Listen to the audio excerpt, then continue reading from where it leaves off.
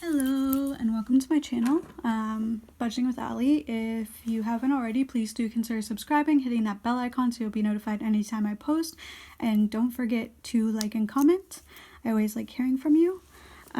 So it is the last day of March, which has been an interesting month to say the least, and I'm sure the next month or so is definitely going to follow suit because of course of that lovely pandemic we've got going on.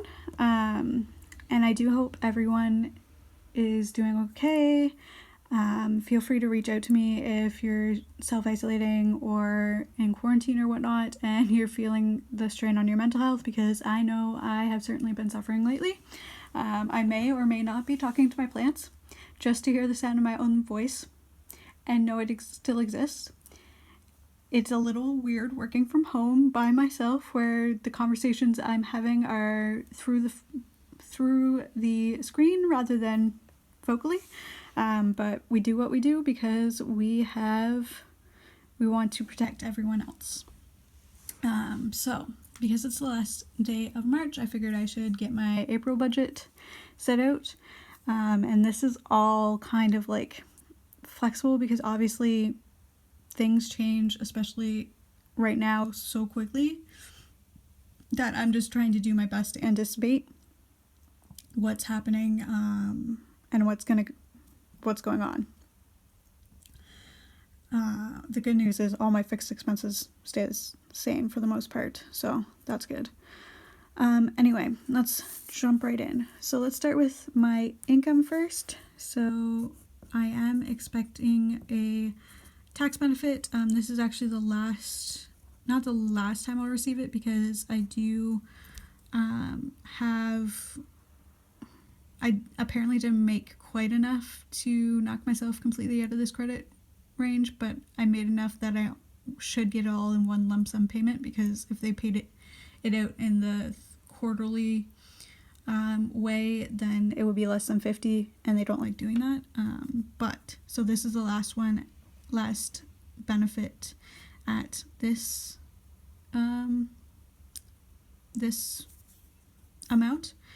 So I do get a GST credit on April 6th. I'm assuming because it's supposed to come out April 5th, but that's obviously a Sunday, and so they won't deposit it. So I'm assuming they'll deposit it the day after instead of the Friday before, but I could be wrong. It could deposit the Friday before, but I guess we'll just have to wait and see. So I am getting $160.07 for that, and that is above and beyond my salary. So my salary, I get paid April 9th and April 23rd. I'm just going to write salary. These are just kind of my regular paychecks.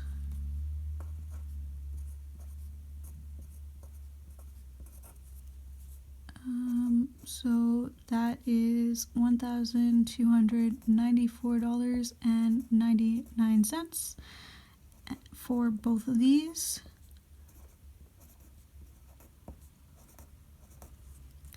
Which, combining everything, it comes to a total of $2,750.05. So let's dive into my fixed expenses. My fixed expenses, like I mentioned, are pretty much the only things that I can guarantee for a fact are going to stay the same even with this pandemic going on. So April 1st, my rent comes out, and that is $520. And I always have, I'm 1 month ahead on rent, just so that I can make sure that I have it in the bank for that first, even though I get paid the 9th and the 23rd. And then April 15th is insurance, and I'm extremely lucky that I do still have my job and that I am still able to pay my bills as normal. But if you find yourself in a situation where you have been laid off or your income is drying up, then definitely contact your creditors, contact your bill providers. I know in Canada, a lot of people are willing to work with you, and the government is having those discussions so that they will work with you if you're affected because of this. But I'm extremely lucky that I have not been hit monetarily yet. And hopefully I won't. Okay, so insurance is $18.41. Then on the 17th, the bill for my phone comes out, which is $46.49. The 20th, my electricity bill comes out.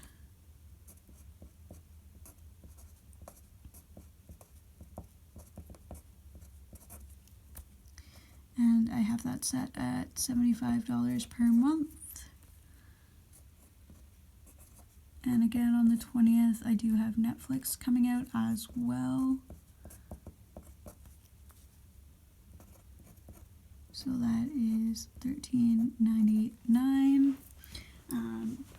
So savings is the only thing that has changed, and that is simply because while I am confident that my job is going to stay and I'm not going to be laid off or lose it, I would rather put away a little extra each month than keep it on and then having the bottom yanked out from under me.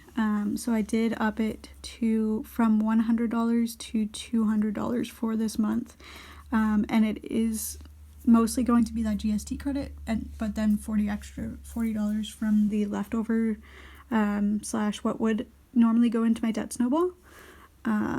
So that is where that money is coming from. And I'm just doing that for my own peace of mind. Once we get through this and everything, we determine what's going on, I'll determine if I'm going to take whatever extra I had above and beyond my yearly goal, which I will have to look at that goal again, and put it towards debt. But first we have to get through this, which we will. We certainly will. So altogether, my fixed expenses comes to $873.89. Which is good. So I have paid off story. So I did finally get through to the provincial loan provider, and they did say that yes, they are pausing payments for 6 months, so it won't automatically come out. So I'm gonna have to, if I want to continue, I can continue paying, which I want to pay the whole thing off, and I receive my tax money, which if you haven't watched that video, I do have a video about receiving my tax benefits or my tax refund. And so I am going to pay that in full. It hasn't quite happened yet because the website's still down and their system is down as well. So I don't want to send money and then either give them the wrong amount or it just get lost in the ether. I would rather be able to check the website to make sure that that is up. So I'm just waiting for them to fix the website, although obviously there's more important needs. My Canada just announced a benefit that is, I'm not quite sure, like I think it's supposed to not replace EI, but like if you don't qualify for EI for whatever reason, then it's supposed to help you with that. And obviously that's got to be their focus. So I am just kind of waiting patiently for them to give that to me, but I am assuming that it's going to be paid off by the end of April. So I have only included the April 30th federal loan payment, and this loan is also on pause for 6 months, payments and interest as well. However, I do want to continue paying it, so I'm going to take the $107.71, I think it was, from my provincial loan minimum payment and roll it into my federal loan minimum payment, which was $513.53, which when added together is $621.24. So that's going to be my new minimum payment for my federal loan, and I'm going to have to make that manually because they are stopping automatic payments for the next 6 months. So I'll just make that automatically myself on the 30th of April, just to keep some, or maybe I'll start doing Transfer Tuesdays, like like Mary has done at Pennies Not Perfections. That would be cool. And it would make sure I didn't spend the money, although at this point I am trying to stay in as much as possible, so I guess like maybe I wouldn't be tempted, but still. Anyway, my little side note. Okay, so now we're into my variable expenses, which is my cash envelopes and anything else that can fluctuate. So for giving, I am still setting aside this money. Church obviously is not going forward in the traditional sense. We're doing it electronically, but right now we don't have a way to give electronically. So I'm just going to keep stockpiling that money until either the electronic payment method is set up or we meet again, which hopefully won't be from too long. So I am setting aside the $260 that I normally do. Restaurants is going to get $40 instead of $60 because hockey is done, so I'm switching over to my spring summer budget. So that's $40. Fun money is going to be $40. Groceries is going to be my normal $125. Bus, I'm gonna say that I'm setting aside $82.50. However, I don't know if they're going to be charging bus passes or have them available until we get a handle on this pandemic and things can start going back to normal. But I am gonna budget for it just in case, because I'd rather have that money and not need it than need it and not have it. Because then I'll just be scrambling and an anxious mess. And so I do put my debt snowball here just because it can vary based on how much I save over the course of a month. So right now I have that set for $494.92. I am continuing to pay extra to my debt, but only because I'm confident in my job and security, and even then I'm still setting aside some extra for savings. I'm just not going full gung-ho because I'm feeling secure enough in my job to do it. But you do what you need to do, and that is no judgment. If you need to save because you are scared about being laid off or your job disappearing or your hours disappearing, then go full throttle on the savings. You need to do what's going to keep you in your four walls fed, preferably with electricity. Like, you do you. Okay, so debt snowball. And so I was supposed to upgrade my license to the next step, and get a new one because the one I currently have has my old address, so I do need to, and I have switched it, but obviously they just provided me with a sticker to say that I changed my address and what the new address is, but I can't stick it onto my license. I have to carry it around and it can be inconvenient, so I was just going to upgrade and get my new license. But with the pandemic going on, the Registry of Motor Vehicles is currently down to all but the emergency cases, and I don't know that there would be emergencies in that case, so I am going to budget for this again. I'm not sure if I'll be able to get it done in April or if I'll have to wait until May, but it's not a big deal. I can wait. It just means my 2 years to get this off my license will take a little longer. And so I am going to budget $30 for that because I believe it's $25 according to their website, but I just want to have that little buffer. And then for my bank fee, I always make sure that just in case I have $22.50 left for that. So altogether, this section comes to $1,094.92.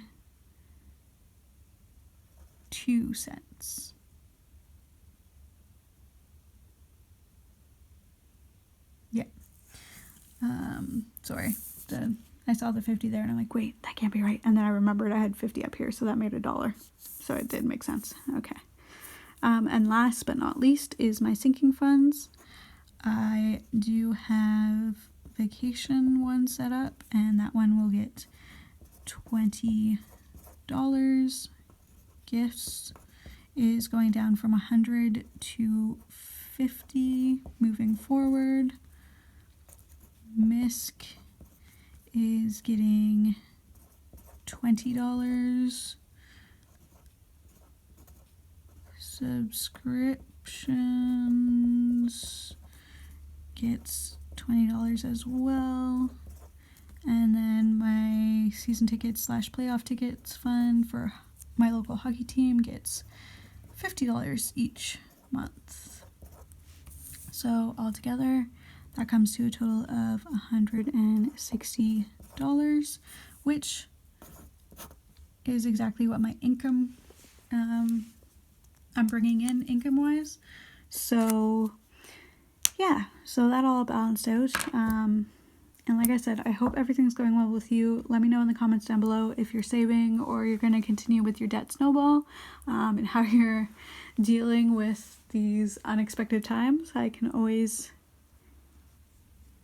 like talking to you guys.